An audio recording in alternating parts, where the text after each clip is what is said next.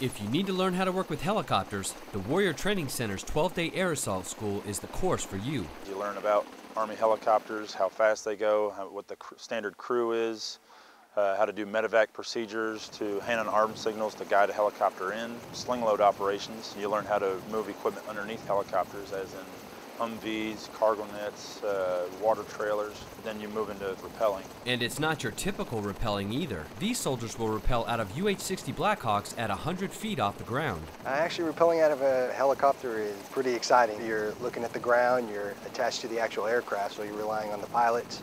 So it's a kind of a rush when you could go out of there. The bird's kind of moving, you've got a guy coming out of the other side, and you're both heading to the ground on just a piece of rope. You're up there, you have the rotor wash from the helicopter kind of pushing you down. You have about 100 foot of rope that you're trying to pull up and put in the small of your back. And that's why we do a lot of push-ups in Air Assault School.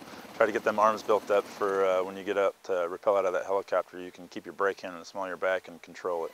Although rappelling out of choppers is not common on today's battlefield, it's a valuable tool that can be used in challenging terrain when needed. It's good training to know. You could use it in Afghanistan on a mountaintop, or coming down inside of a mountain. You could actually hook up into the rocks, rappel down something that's real steep or a cliff. This training will provide these students the skills necessary to be safe and successful downrange. Here, a lot of the skills that they are learning, they will actually use on the battlefield. Get orientation to the aircraft, and almost everywhere they move in country, they'll either be by vehicle or by rotary aircraft. Air Assault's going to help us be able to set up an LZ or PZ, make it to where helicopters can come and land, and then pick up a sling load or whatnot. We're going to be able to do that without having the extensive knowledge of something more. And this is just giving us the ability to do the basics and get the mission done. This course is demanding, so future students need to make sure that they are mentally prepared and physically fit. It's physically challenging, it's also mentally challenging. They take 2 written tests, one for phase 1, one for phase 2, and then they've got